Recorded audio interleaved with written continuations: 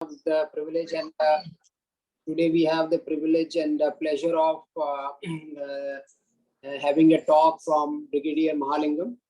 Mr. Brigadier V. Mahalingam is staying in D Tower of AT, and incidentally, Mr. Sandeep Poddar introduced me to him. So thank you, Sandeep, for introducing me to him and facilitating this talk.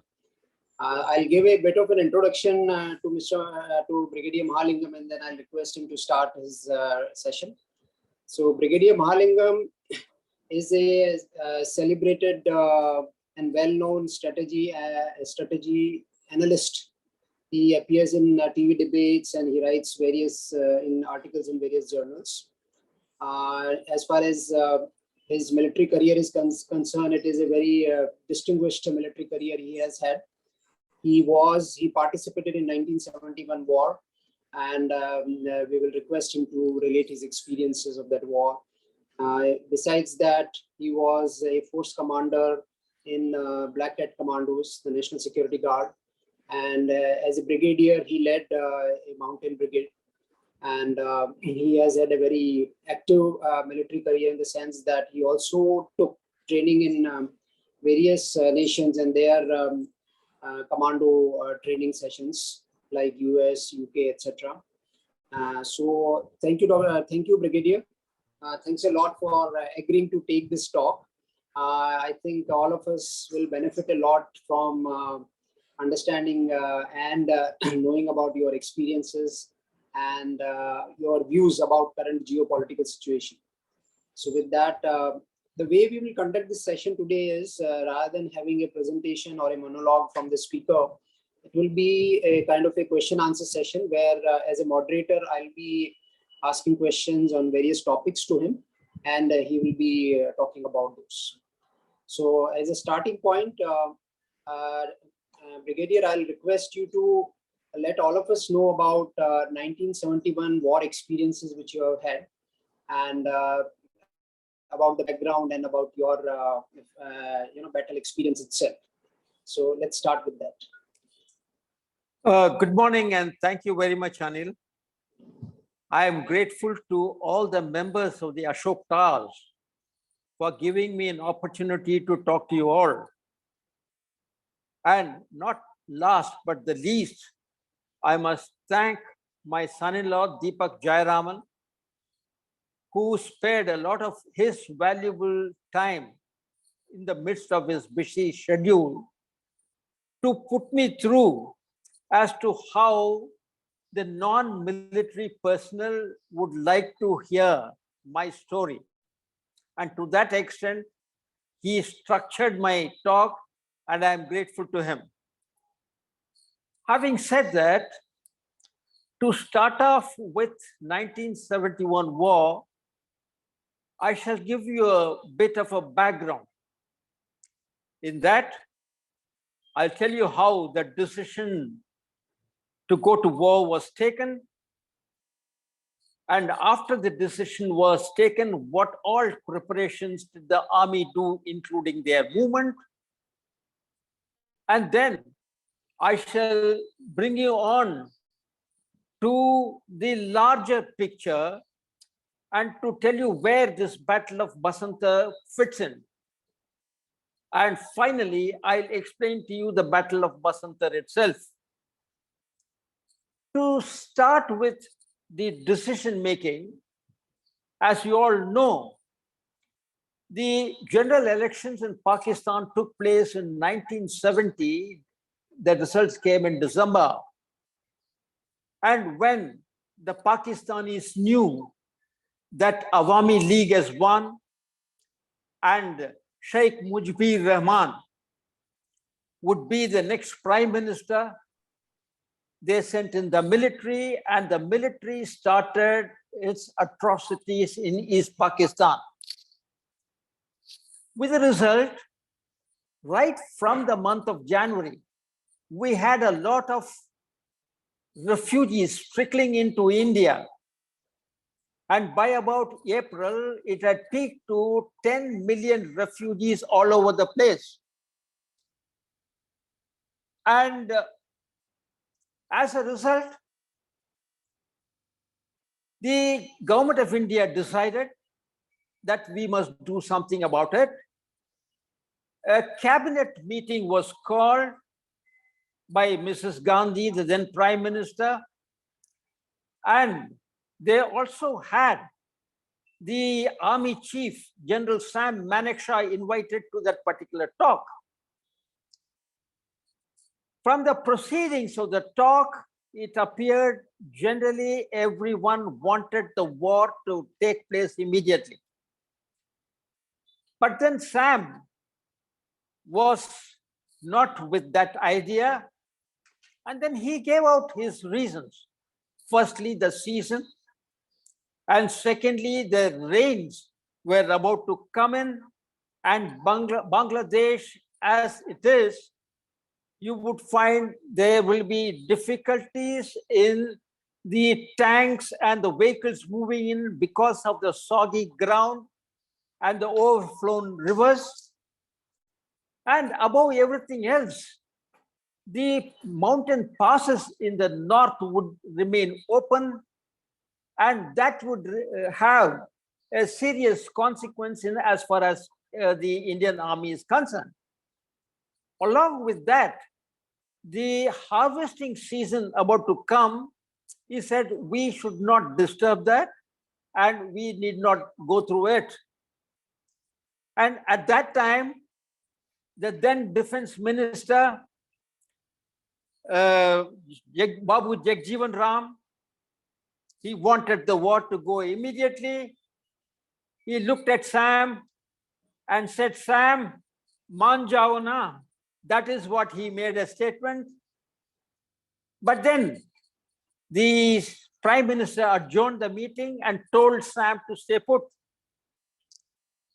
And Sam told very clearly the Prime Minister that this war cannot go on before that because I need 6 months to mobilize my troops from wherever they are in their peace stations to war locations, make up the deficiencies that they have, and I can't do it before 6 months. And if you insist that it should be done now, I have my resignation letter in my pocket, and you can have it, and you can choose anyone else who would do it better. Indira Gandhi agreed to General Manekshaw's proposal, and it was decided generally it will be done at a place and date of the army chief's choosing 6 months after. That was the decision that was taken. Thereafter, the army started setting up their tasks, getting ready for it. The word must have been passed around as to how and what things are going to happen. Consequently, the two commands, if you notice, the problem was in the Eastern Command and the Western Command. The Western theater was also activated. The Eastern Command's dealings done by the Eastern Command and the Western theater being handled by the Western Command. So the word was passed around through the channel, that is from the chief to the army commander, to the corps commander, then to the GOCs, as to what are the likely tasks that we are likely to get and what are the preparations we need to do.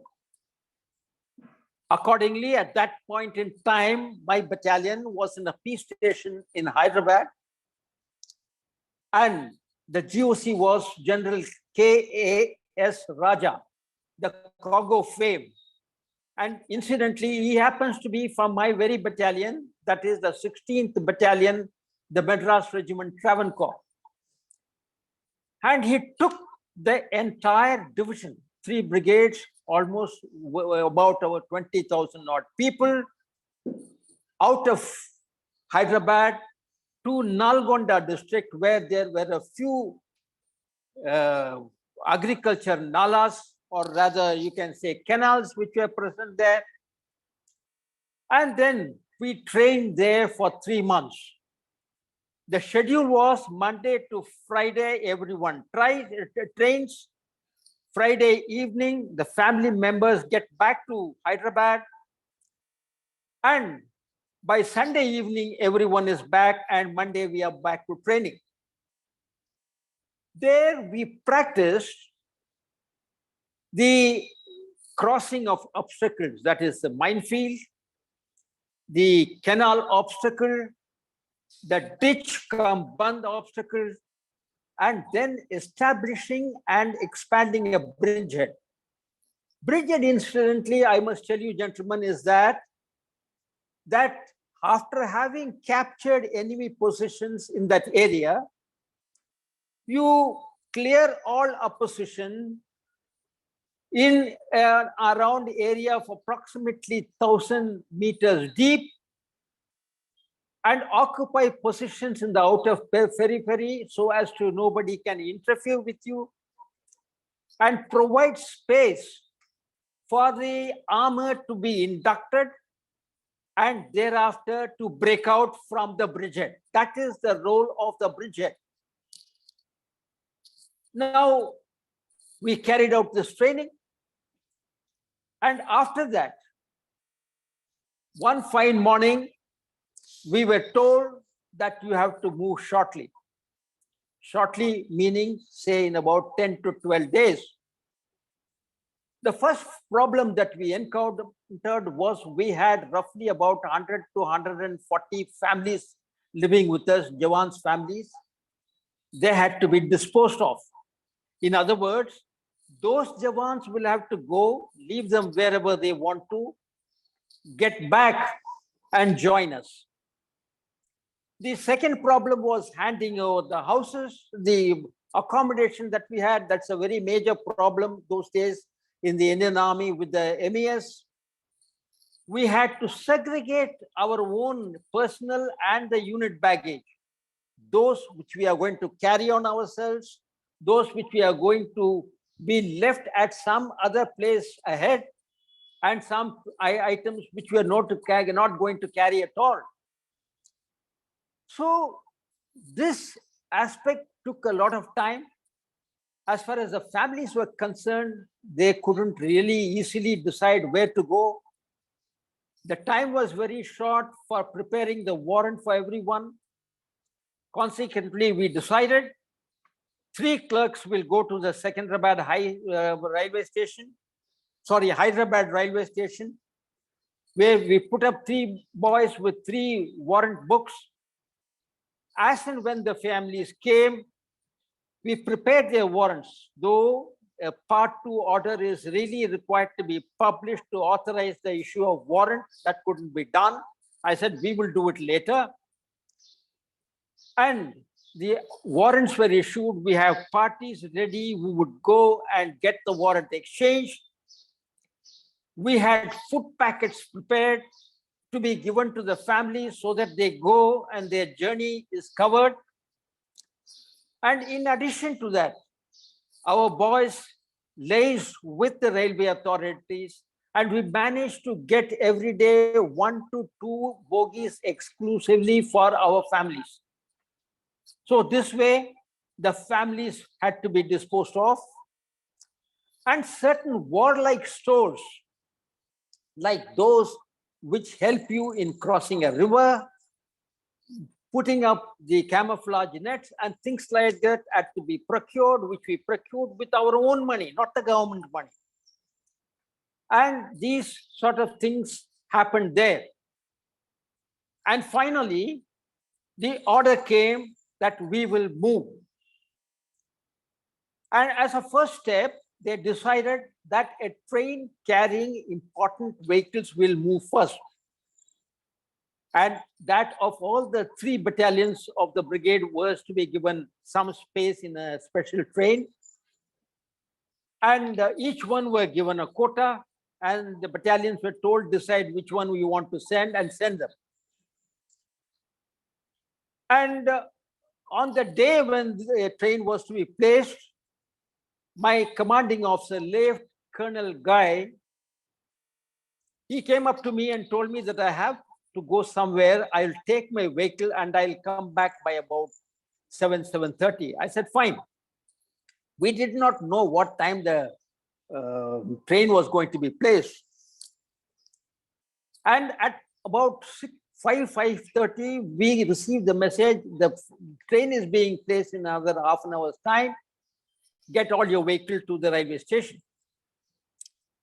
We took our vehicles there, less the commanding officer's vehicle. This particular incident I want to mention to you to emphasize a particular point. When they came, the brigade had laid down whose vehicles will be launched, will be loaded first. The loading is that the vehicle starts driving from one end of the train to the other end. The first most vehicle goes to the end, then the second unit, then the third unit. That is exactly what happens. Then thereafter, that the vehicles are tied up, chokes are put, and then the matter ends. My commanding officer's jeep by that time had not arrived. So I called my MT Havildar Bhaskaran, and I told him, let us send a vehicle, tell the CO that the vehicle is required immediately. So he dismissed me completely. He said, "Saab, koi baat nahi, ho jayega." I said, "Kya ho jayega? Send another vehicle." He said, "Baki dono vehicle saab chalega nahi. Uske upar koi bharosa nahi hai." In those days, the transport were minimum, and the number of vehicles which were on road and which could be relied upon were very little. So I said, "What are you going to do?" He said, "Sir, hum kar lenge." I was in the railway station. He was in the railway station. All the vehicles were loaded. And he kept a specific space for the jeep of my commanding officer. Around 6:30, the CO's vehicle did not turn up. The brigade commander, late Brigadier A.P. Bharadwaj, a very fine, thorough gentleman, a soldier, he came to see whether the vehicle loading and all have taken place. And he found that this space is left. He asked, whose vehicle is it? Whose space is this? Why didn't you fill up this place? So before I could answer, my Havildar says, "Saab, ye hamara CO saab ka gaadi ke liye." So he got furious at us and he says, "CO साहब का गाड़ी के लिए कैसा load करेगा? इस गाड़ी का आगे गाड़ी है, इस जगह का पीछे गाड़ी है." And then he blew his top. But this man, Havildar Bhaskaran, was unmoved. He says, "Saab, hum kar lenge." Then he again abused everyone, including me, and he got lost. And then around 7:15, the CO's vehicle came. What I saw was amazing. The Havildar Bhaskaran went and brought a railway employee. He opened up the side flap. He brought some 15-20 people. He physically lifted the jeep and placed it on top. Put the chokes, tied it up, closed the flap, and everything was done. Around 7:30 or so, when the commander came, he was going up and down, probably trying to locate where the space was. The space was not there because the vehicle has already been put up. So he says, 16 Madras ka adjutant sahab ko bulao. So I went there, and behind me, my Havildar also came. And then he says, "What happened to that vehicle?" So Havildar, before I could answer, the Havildar Bhaskaran says, "Sab gaadi load ho gaya." Kaisa ho gaya? So he came there and he saw the vehicle loaded up and nicely done up. And well, mind you, he asked, "Kaisa kiya tumne?" The answer he gave was another classic example. He says, "Saab, hamara paltan mein ye ho jata hai." That is what is the answer he gave. Why I narrated this was, that was the respect that the people had for the officers, and that was the spirit that people had anything in an infantry battalion can be done. That was the spirit that we had. Now, having said that, now the train was given a number and the drivers were told, you will take them to a particular place. We were not informed. We didn't know where we were going. The train moved to somewhere near Pathankot to a place called Chakhi Bridge. We were unloaded. We were given the transport. And in an area in Pathankot, we were told to take up defenses. All this were done during daytime. The purpose was to maintain secrecy and to keep the area of thrust, the thrust which Indian Army is going to launch, secret. So in Pathankot, we dug up our defenses very hard. Mines were laid, all this happening daytime so that people could see. There would have been a lot of people who would have been spies of Pakistan or well-wishers of Pakistan who would have seen this, passed on the message. That was what the thought was. And after 5 days, we stayed there. And after 5 days, around 9:30 at night, vehicles were placed. We were told, you get into the vehicle and go to your new place. And we were driven to somewhere in the area of Samba in J&K, or rather Punjab. And that place, we were asked to take up defenses, proper defenses, again with minefield. Now, point about minefield, laying mine is not all that difficult. You record the mine in a piece of paper, and when you have to demine the area, it's extremely difficult, especially because of the anti-personnel mines, which could blow off any time and cause casualties. That is the worry that one has about mines. So we landed up there, prepared our defenses. We were told to prepare our bunkers. Bunkers were dug. All the mud which we had dug out were spread, camouflage, and to look from the air that everything was normal. Couldn't see that a particular place has been dug up. We stayed on, and sometime in the middle of November, we got orders that we'll have to prepare a firm base in a place called Galar. This place was immediately opposite the Pakistani outpost Galar Tanda. We had to prepare the firm base and in secrecy. Therefore, every night we will send roughly about 200 to 300 men with their digging tools after last light. They would go and dig up that much where they could dispose of the mud, prepare the trenches for the entire battalion, come back. This carried on till about the end of November. This kept on carrying on like that.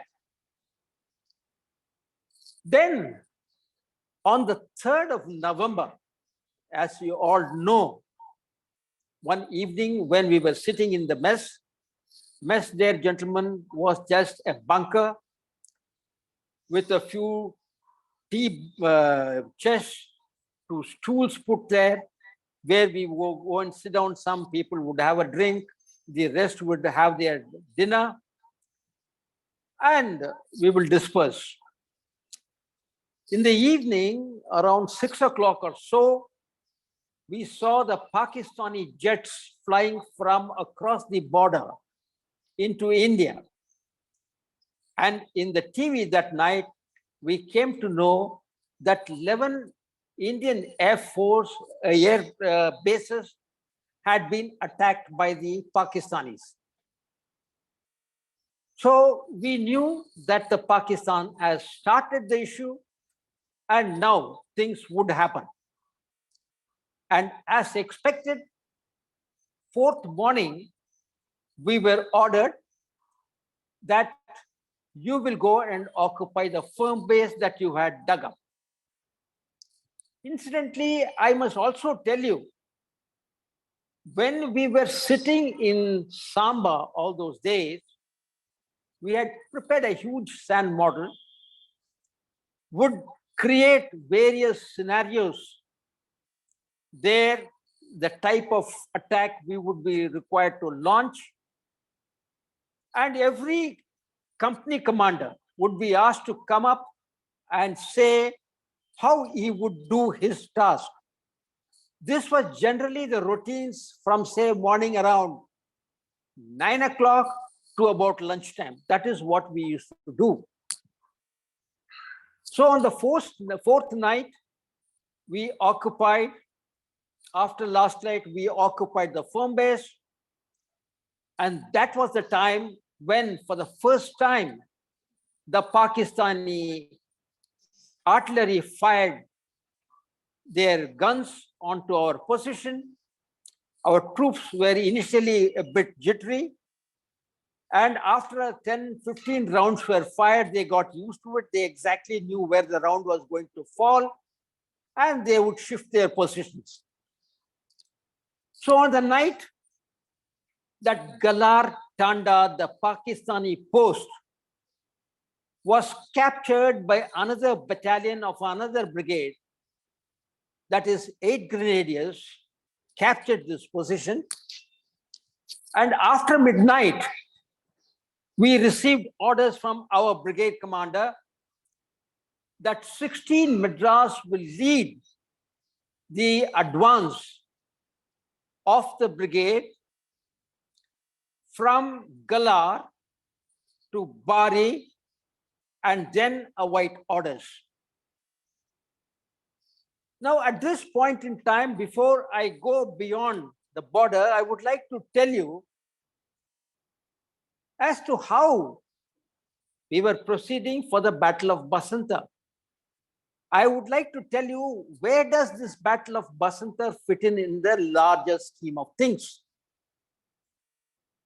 As you're aware, as far as the Eastern Front is concerned, the Eastern Command was taking its job, doing its job. The Army's overall philosophy there was to go in for an offensive. In the West, what we were doing was, our philosophy was that we will be in defensive offense or defensive position in an offensive posture. So the Pakistan Army had then, when they felt that the attack is imminent in East Pakistan, they decided they will launch offensive so as to ensure that India doesn't get a chance to go and attack East Pakistan. So they planned 3 different offensives. Their offensives were, Deepak, can I have the slide? The offensives were one on the north in the hilly sector of Punch. There, the Pakistan aim was to capture as much territory as possible. This is in J&K, and put it to themselves. And the second area of major thrust was in the Jammu, Punjab plains. It came in the area of Cham sector. And the third, which they had planned, was in the desert sector in the Fazilka, Ganganagar sector.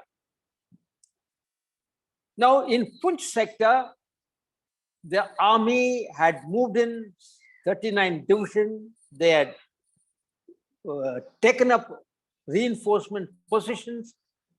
As a result, Pakistani attack in the north failed. And in the Cham sector, we had a major problem. We had lost some territory.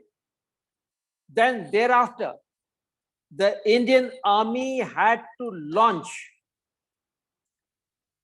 counterattack, position reinforcements, and to get back the lost territory in Cham sector. This was a bit of a problem. As far as the Cham sector was concerned, if we had lost, enemy would have reached up to the Jammu, Srinagar or Jammu, Punch axis, thereby cutting off the rest of India from the Srinagar. That was the strategic significance of this Cham sector. As far as the Fasalka Ganganagar sector is concerned, the attack couldn't go through because they realized that we were now tackling the Shakadgarh sector. That is where the Amai battalion's action fallen. That is in the area of Gala, Tanda and the Basantar. This forms part of the Shakadgarh sector. And therefore, if the advance and India's progress is positive, they decided they will have to reinforce their positions in the rear. That is what basically they thought.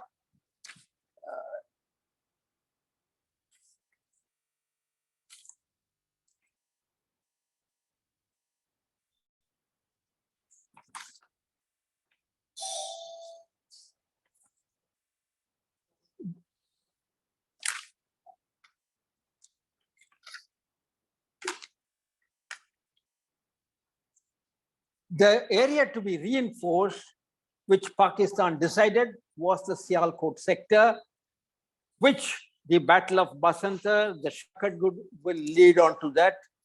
And as I wish to tell you, the Pakistanis' heart was not in East Pakistan. Their heart was in West Pakistan, their home. They would not allow that place to be lost. So this is where the Battle of Basantar fitted in the overall battle. Now, having said this much, let me go through what happened after Galar Tanda. Between Galar Tanda and Bari, which is about 17 kilometers as the crow flies, there were a number of delaying positions which the Pakistanis had prepared. There were a lot of, I would say, mines laid, lot of weapons deployed. Their task was primarily to delay our advance, get information as to what sort of an advance India is making, and pass it on to them. And Brigadier, if I may interject, Anil here, once you finish this quick point quickly, it will please let us discuss something about current geopolitical situation also. So we will have around 15 more minutes for the session. That's why if you can discuss about the current geopolitical situation also once you finish this point of yours. Okay, I will very quickly go through the Battle of Basantar. We reached up to we reached up to Bari, and on the 14th morning, the GOC came to our location and gave us the order. Deepak, you can take off the mat. Yeah, this is the correct one. He came there and gave us the orders on the 14th, and he wanted the attack to go in on the 14th night. Unfortunately, that was not acceptable to my commanding officer or the brigade commander. They said we need 1 day's reconnaissance and 1 night's reconnaissance. They recommended 15th. After discussion, that was agreed to. Because you must understand, in a battle, you have to show your objectives. Firstly, divide your objectives. Show your objectives to your company commanders so that they know where they have to go. In this particular battle, from Bari on the 14th night, we moved across to the area for battle. And at 7 p.m. on the 14th night, rather 15th night, we launched our phase 1 attack. Phase 1 attack by 2 companies to capture 2 objectives, and phase 2 attack for the second phase. And this is where a very critical moment happened, which you need to know. After we launched the phase 1, the Pakistanis kept on firing flares to locate us and to make use of their weapons. And at that time, in the minefield, we could find some of our men lying down, wounded, some groaning, someone did not know whether they are alive or not. And that was the situation. And then when I was asked to launch the second phase, I was very skeptical. I do not know whether, after seeing what is happening right in front of us in the minefield, the second phase will go through or not. If the second phase does not go through, the troops who had done the first phase would have been eliminated. That was the position. And mind you, it is a time when the junior commanders played their role. They just got up. They said, Ganesh Bhagwan ki Jai. They didn't say our usual war cry, and assaulted. And the men followed them. That is how the attack went in. And then on the next day, that is on the 15th, on the 16th, the enemy attacked, made 2 counterattacks. On the 15th night, they made an attempt. 16th attempt, morning and night, they made 2 attempts. And in the daytime attack, which they did with the armor, we lost our commanding officer, late Lieutenant Colonel V.P. Gai. And then on the 17th morning, during enemy counterattack, I can describe you, that's a very interesting bit of a story. There's shortage of time, I won't be able to tell you that. The enemy, by the time, incidentally, by 16th, the ceasefire has been announced, because in the Bangladesh front, the ceasefire was signed and the matter ended. But Pakistanis here still wanted to take over this piece of ground which they have lost. They tried to launch another counterattack. During their shelling, one of the shell landed right inside my trench. And in that, we were 5 of us at that time. Myself and the battalion 2IC were very seriously wounded. And the rest 2 radio operators and the intelligence officer were killed right on the spot. Thereafter, I heard a Jawan shouting, Mahalingam Saab ko chot lag gaya. The men from all over the place came, took out the mud. We had been buried inside the trench, took out the mud, pulled us out, and there was no way we could have been maintained, or we could have been taken to the hospital or anywhere. No ambulance, no nursing assistant, nothing at that point in time. So my Subedar adjutant summoned RCL vehicle which came with the RCL gun. We were loaded there and we were evacuated to the ADS.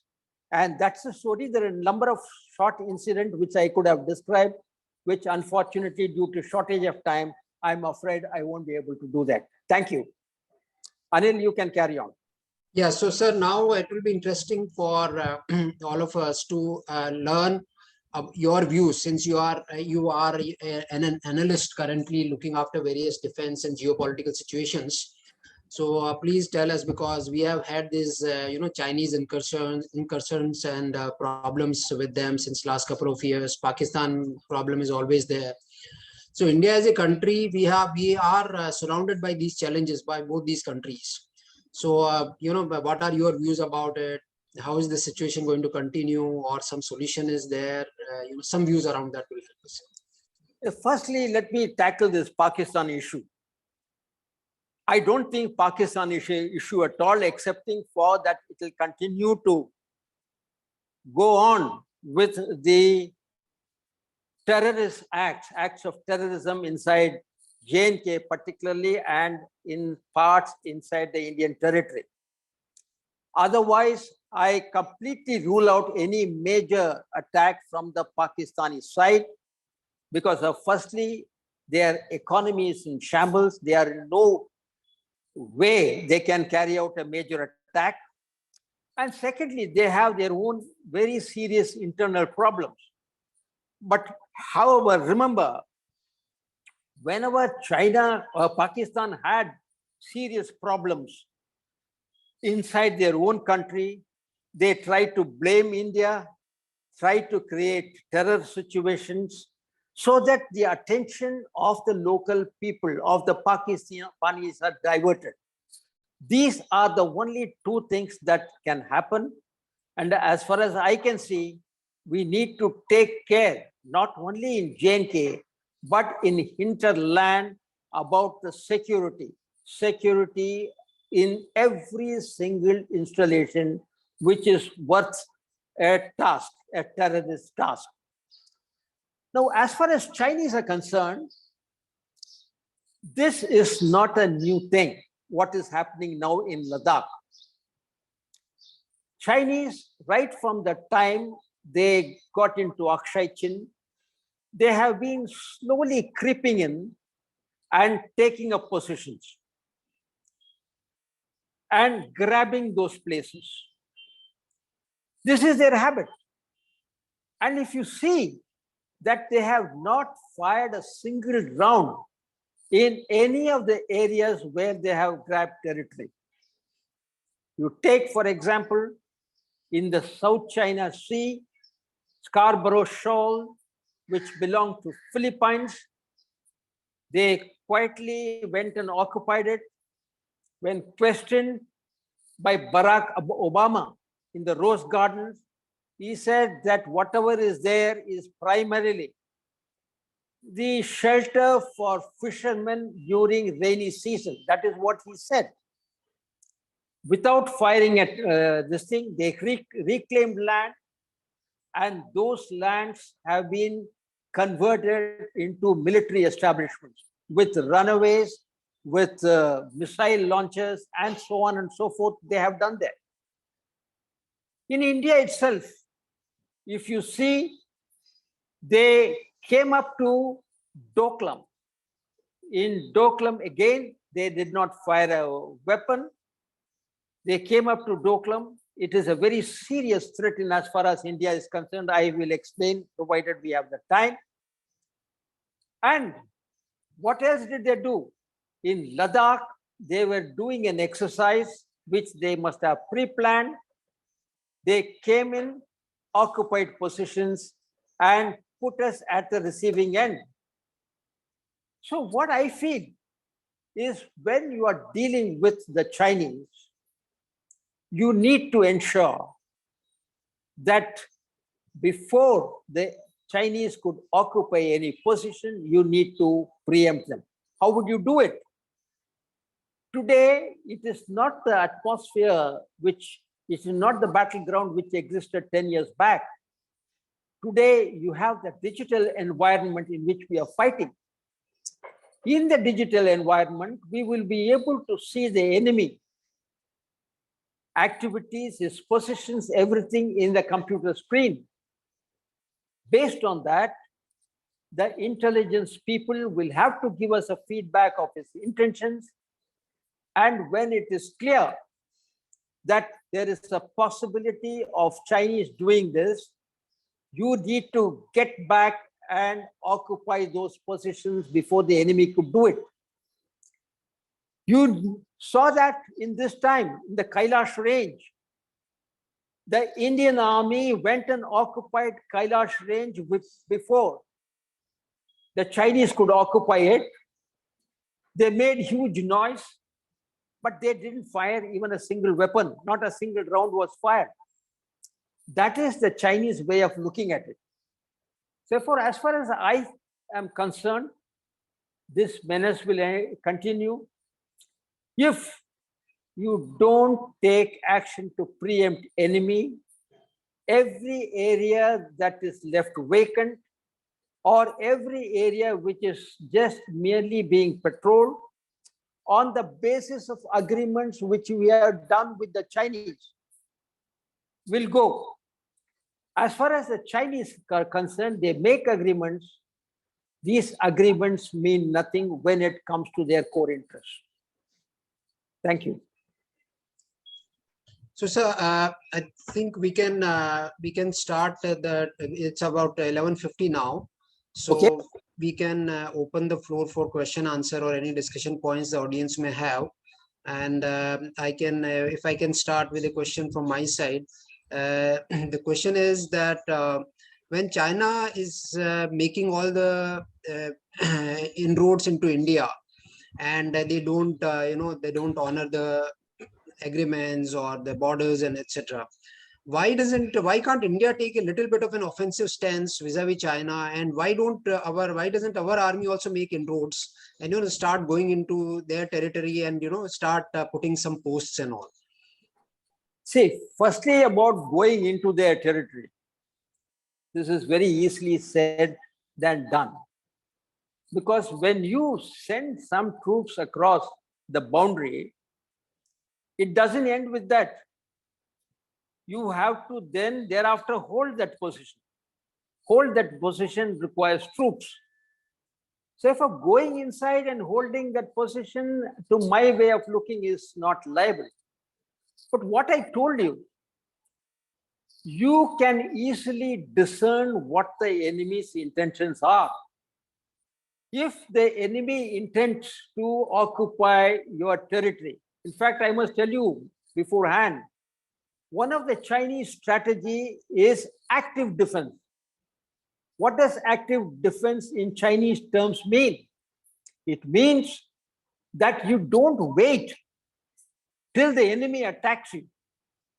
When you have indications that the enemy is likely to attack, you take the offensive and occupy enemy positions or take such action as necessary so that the enemy is unable to take any offensive action.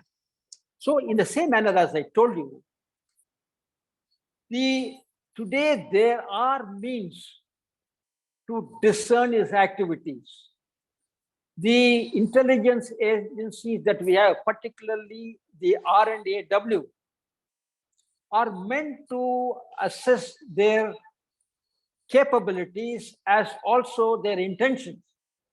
If that intentions become clear, I don't find any reason why we shouldn't occupy those territories which we claim as ours, because nobody can question that, and not fall into the trap of leaving the initiative in Chinese hands.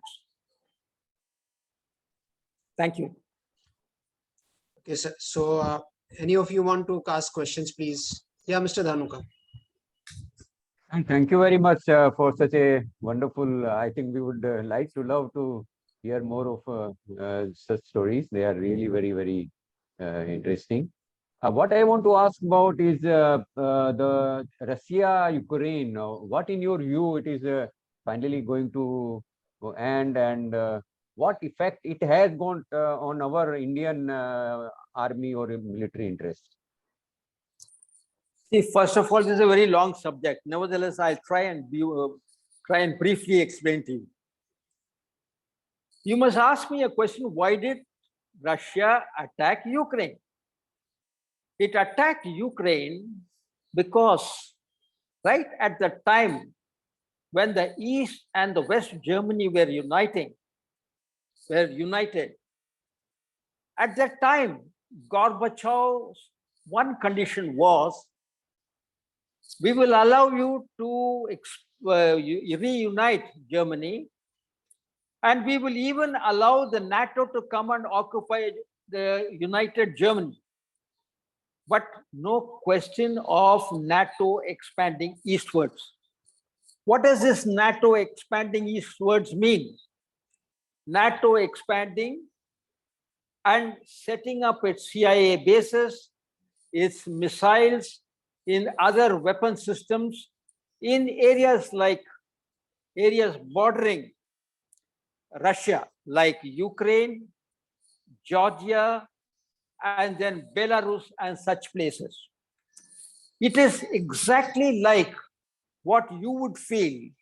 Suppose if the Chinese come and occupy Bhutan, or if Chinese come and occupy Nepal, or if Chinese come and occupy Myanmar. So therefore, it is the same situation. Right from Gorbachev's days, there are proofs, not from my side, not from Russia's side. The George Washington University in the year of 1977 declassified some of the classified documents, which very clearly showed that the United States had clearly agreed and accepted that the NATO will not expand eastwards. So this is the thing which Putin was resisting right from the word go. Now, since Putin has been resisting there, even before that, Yeltsin, the then earlier president, resisted that. 30 years, 3 decades have passed. Until today, Russia has, United States has not taken any action to sort out the Russian concerns with regard to NATO's expansion. Now, second thing, look at this particular war. Is this a war between Russia and Ukraine? Definitely no. It is a war between US and Russia. What is the aim?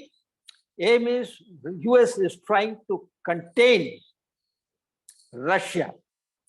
What does it mean? It means engage Russia in war, make sure that it is not able to spend its finances and time in development.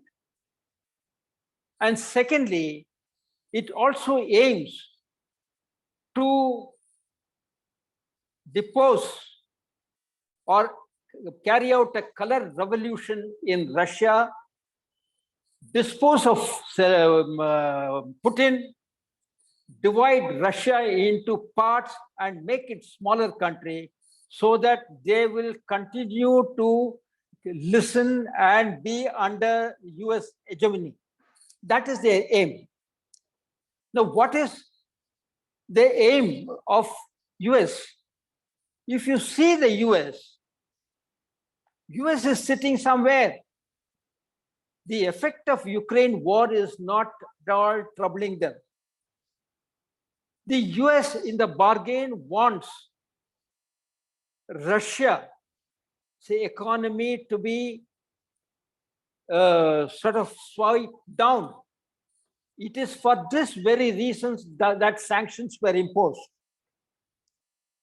Now, having started the war to ensure that its security is guaranteed, will Russia ever end this war without its security being guaranteed? I don't think so. And US is in no mood for any peace because continuously, even I think the day before yesterday, they promised $3 billion to Ukraine. They are continuing to fund Ukraine. They are continuing to send weapons. And above everything, please understand this. They have been instigating and telling Ukraine that Russia is a great threat. Russia's threat has been exaggerated. It is, in fact, if you call me, it is the threat inflation from which the Europeans are suffering. If you had seen all through the operations, not once, I repeat, not once did Putin give an impression that he is interested either in retaining the territory or attacking Europe. The Europe was nowhere in his calculations. So therefore, in my opinion, Russia will only accept when some guarantees are given for its security. Now, you can see it. As far as India is concerned, India has made the best use of Russian oil. And I must tell you one thing about India. There was a conversation or a meet in which the American general was seated with Jaishankar, our foreign minister, the US Central Command chief. And he asked him, Russia is today our defining area.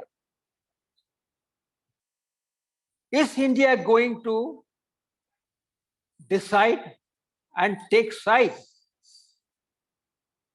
The reply of Jaishankar was, yes, I think India should decide and India should take a side, and that is our side. So that, in fact, gives you a very clear understanding of what India's foreign policy is. India's economy, to my way of looking, I'm not an economist, but when you compare to the rest of the world, particularly Europe, is definitely doing much better. And Europe is having a serious problem, and it's going to have a much more serious problem in the winter season because of lack of gas. All their lighting, their heating, everything is dependent on that. Their industries are dependent on power. Their industries are slowly shutting down. Consequently, the jobs are being lost. Unfortunately, I cannot understand either the Europe is unable to see what their interests are or unable to see through the US intentions. They are somehow or the other unable to understand what Russia's intentions are. Russia, to my way of looking, has no intention whatsoever to attack Europe or anybody. They can't. I must also bring out here one thing. Russian economy is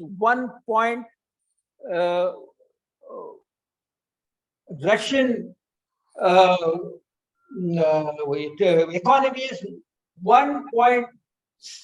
I think there's a $1.7 trillion, whereas, just 1 second, I think there is, can you hear me now? Okay, Russia's economy is $1.7 trillion, whereas one country, Italy, its economy is over 2 trillion, 2.2 or $3 trillion. And one state in US, Texas, is around $3 trillion. How can Russia wage a war against Europe? And Europe is a nuclear weapon-based country. France has a nuclear weapon. So you can understand, you can take whatever you want to in what I said. Thank you.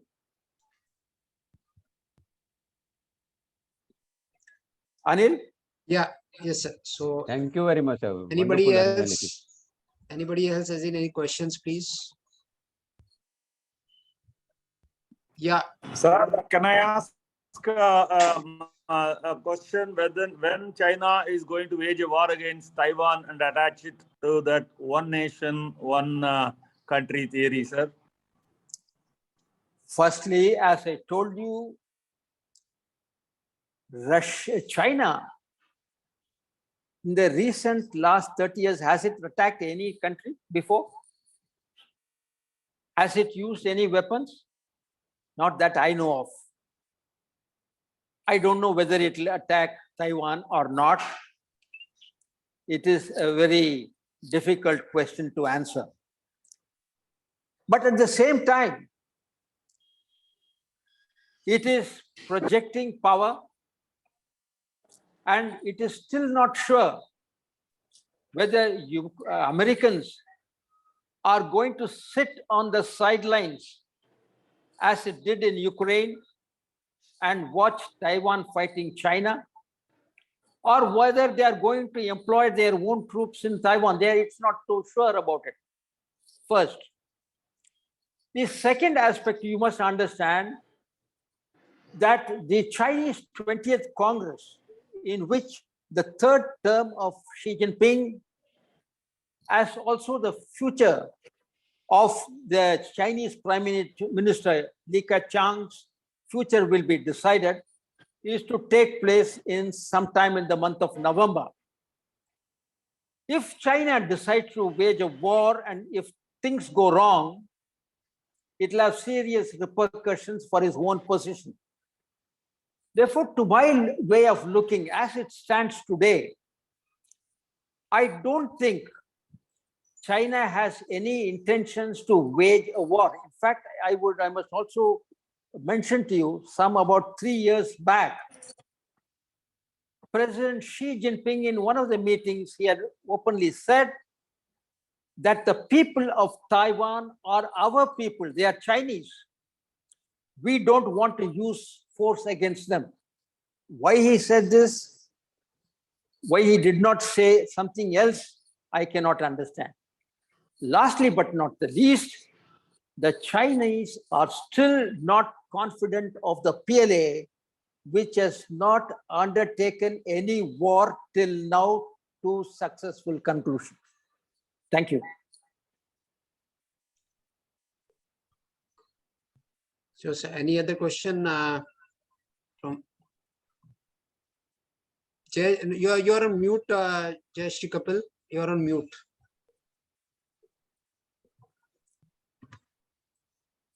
Please unmute and then ask.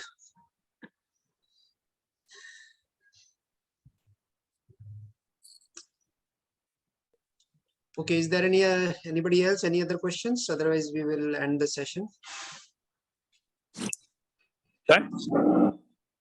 Thank you very much, sir, for a very wonderful story you told about 1971, and also very wonderful insight about the present and the future consequences of wars. Thank you, sir. Thank you. Thank you so much. Thank you, and also all the residents of Ashok Towers. Thank you so much. Please, may I, thank sir? you, Anil. Thanks, And sir. thank you, Deepak. Yeah, thanks a lot. I would like to thank Brigadier on behalf of everybody for this session, and thanks to all the participants for attending. Thank you very much. Thank you. It was really very interesting. Very, very interesting. Thank you so much, sir. Thank you so much.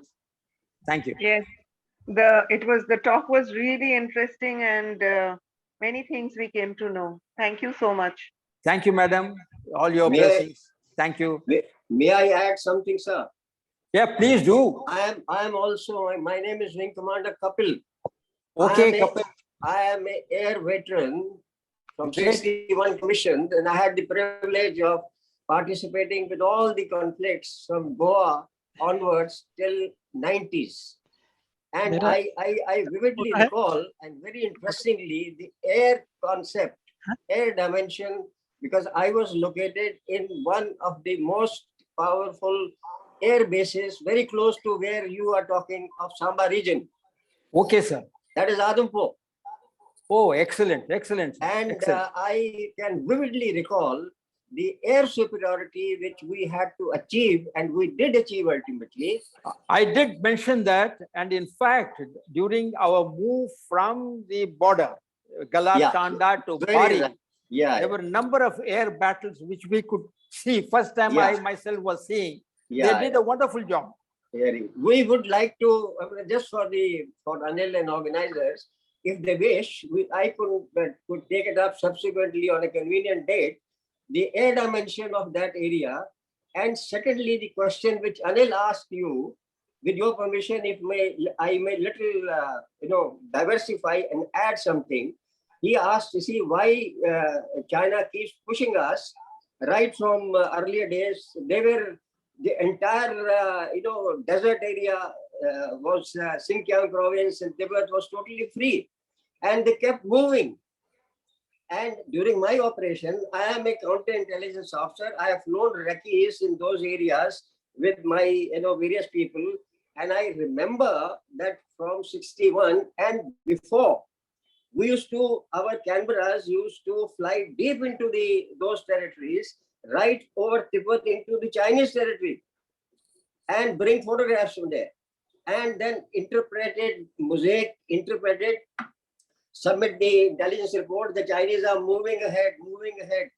This continued for years. And if we pile up that, it carried on till they ultimately reached which culminated into Galwan and things like this. And then it stopped the war. So what I wish to say, the other dimension which needs expounding is the political will of the government to support the armed forces, give them the clear objective which the present setup seems to have, and which are earlier lacking. We did hardly learn anything in 62. Before 62 was totally a mess. We bluffed people, and ultimately the entire blame came on the army and the armed forces, which is not fair. So I think that dimension also needs to be little exposed and talked about, because I have lived through those areas. I have landed in Tawang in 62. I have those areas, and I can vividly recall what a chaotic conditions were there. See, the entire Tezpur town was vacated. These tea planters had, come in the cars. It was like one Dakota of the Indian Air Force used to come from Calcutta and land in Tezpur. And these planters, about 2 kilometers, their ambassador cars were running idle. They had so panicked. Everything had run away. See, the DC, the town was vacated, everything. And so many things we can talk of. It's all shambles. Ultimately, the army and armed forces got the bad name, which is not fair, which is rather demeaning them, because we have a glorious record, particularly the army. I'm sure Brigadier Mahalingam can recall, we had a glorious record of 400 years, particularly the army. So thank you so much. I would request that if subsequently, if you wish to, we could certainly take it up on this and expound the air power and its importance, and gradually how little touch on the other aspects of how the nation becomes strong and things like that. Thank you, sir, very much. Excellent exposition which you gave. Thank you so much, sir. Thank you so much, sir, for your brief comments. Thank you so much. Sir, may I talk? My video is not on, though I am a serving person, brigadier in the army, and I participated in Kargil war. And your achievement is great, sir, Brigadier Mahalingam. We are proud of you. So we will follow up your footsteps, whatever you did. We will retain our territory, and we will not let anybody occupy our bit of land, piece of land, sir. So, thank you so much, sir. Thank you so much. Thank you. Yes, sir. So nice of you. Thank you, Brigadier Jawahar. Thank you, and thanks a lot, Mr. Kapil, for your experiences and all. We'll try to schedule a session sometime later. Thank you. Thank you. Thank you, Brigadier Mahalingam. Thanks a lot. Thank you, sir. Thank you. Thank Thanks all. Thank you all. Thank you. Thank you. Bye.